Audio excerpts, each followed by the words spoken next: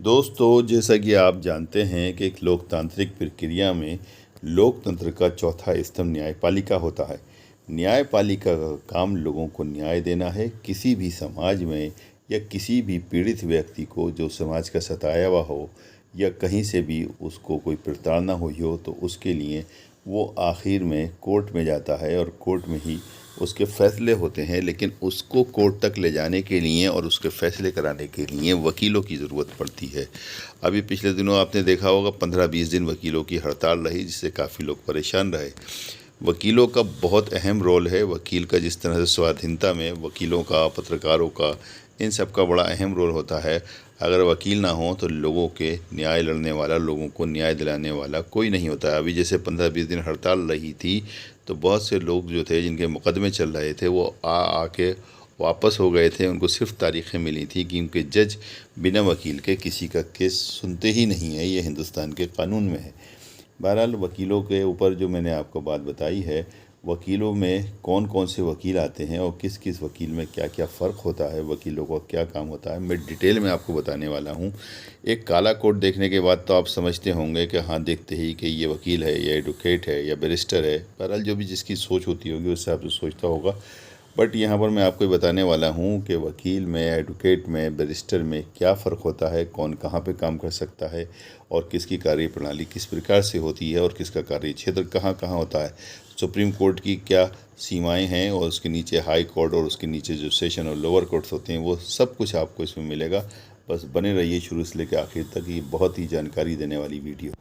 दोस्तों, मैं आरिफ खान एक बार फिर क्राइम एक्सपोजर न्यूज़ रूम से आपके सामने नए मुद्दों और ताज़ा खबरों के साथ।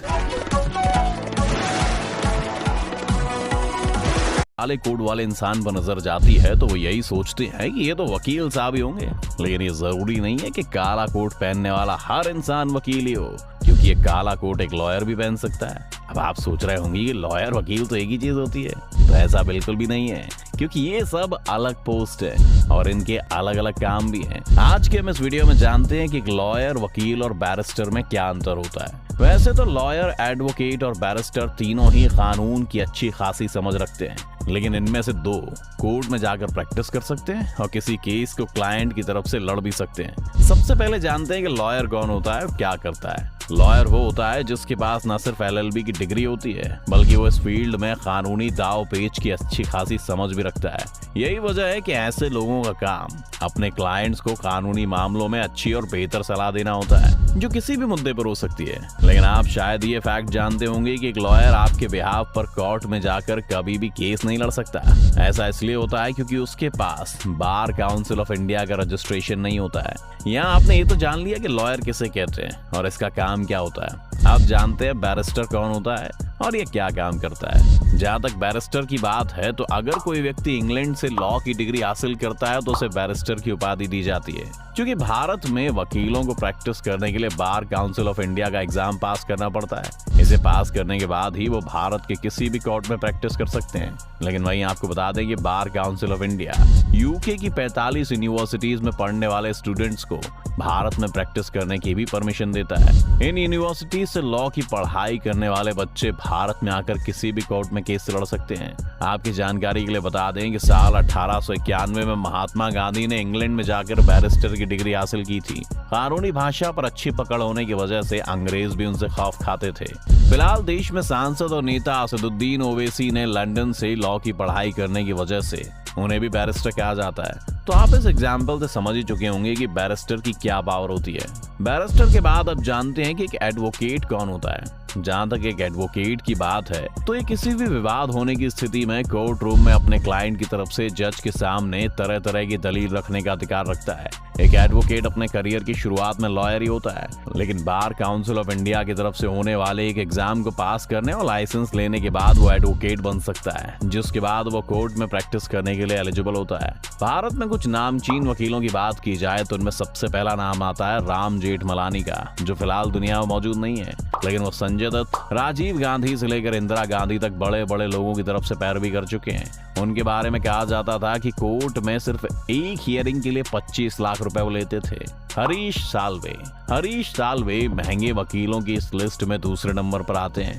वो किसी भी मुद्दे पर बेबाक राय रखने के लिए भी जाने जाते हैं। हरीश साल्वे 1999 से लेकर 2002 के बीच सरकार के लिए सॉलिसिटर जनरल की भूमिका भी निभा चुके हैं। उनके बारे में कहा जाता है कि वो हर केस की सुनवाई के लिए 25 से 30 लाख रुपए लेते हैं। बता दें कि साल्वे बॉलीवुड एक्टर सलमान खान से जुड़े हिट एंड रन केस को भी लड़ रहे हैं। उनके क्लाइंट्स में रिलायंस, टाटा, ITC और वोडाफोन जैसी कई दिग्गज कंपनियां शामिल हैं। ये तो आपने जाने उन एडवोकेट के नाम जिन्हें अपने नाम से ही देश भर में पहचाना जाता है। आपकी जानकारी के लिए बता दें कि एडवोकेट भी कई तरह के होते हैं। चलिए सबसे पहले जानते हैं सीनियर एडवोकेट कौन होता है। एक सीनियर एडवोकेट वो होता है जो हाई कोर्ट और सुप्रीम कोर्ट में प्रैक्टिस करता है। इतना ही नहीं, ऐसे वकीलों के पास देश के किसी भी कोर्ट का कम से कम 10 साल से ज्यादा प्रैक्टिस एक्सपीरियंस होता है। हालांकि एक सीनियर एडवोकेट का पद सिर्फ प्रैक्टिस करने से ही नहीं बल्कि अपने हार और जीत के ट्रैक रिकॉर्ड को देखते हुए भी मिलता है। एक सीनियर एडवोकेट बनने के बाद कोर्ट में पहनने वाली यूनिफॉर्म से लेकर लड़ने वाले केस में मिलने वाली फीस तक सब कुछ बदल जाता है। कुल मिलाकर हम कह सकते हैं कि सीनियर एडवोकेट बनने के लिए किसी डिग्री की नहीं बल्कि एक्सपीरियंस की जरूरत होती है।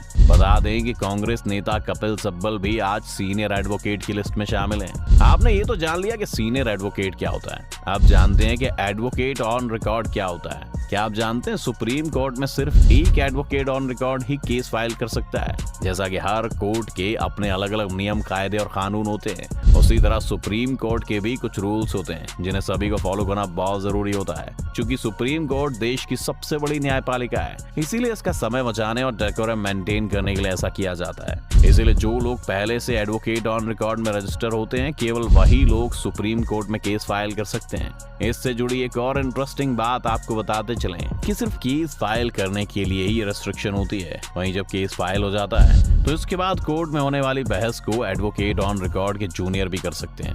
अब सवाल आता है कि एडवोकेट ऑन रिकॉर्ड कैसे बनते हैं। इसके लिए आपको सुप्रीम कोर्ट की तरफ से होने वाले AOR नाम के टेस्ट को पास करना पड़ता है। वहीं इस टेस्ट में अपीयर होने के लिए भी आपके पास किसी भी कोर्ट में कम से कम 4 साल प्रैक्टिस का और 1 साल किसी एडवोकेट ऑन रिकॉर्ड के अंडर प्रैक्टिस का एक्सपीरियंस होना बहुत जरूरी होता है। वैसे लीगल तौर पर और भी कई पावरफुल पद होते हैं, आइए जानते हैं इनके बारे में।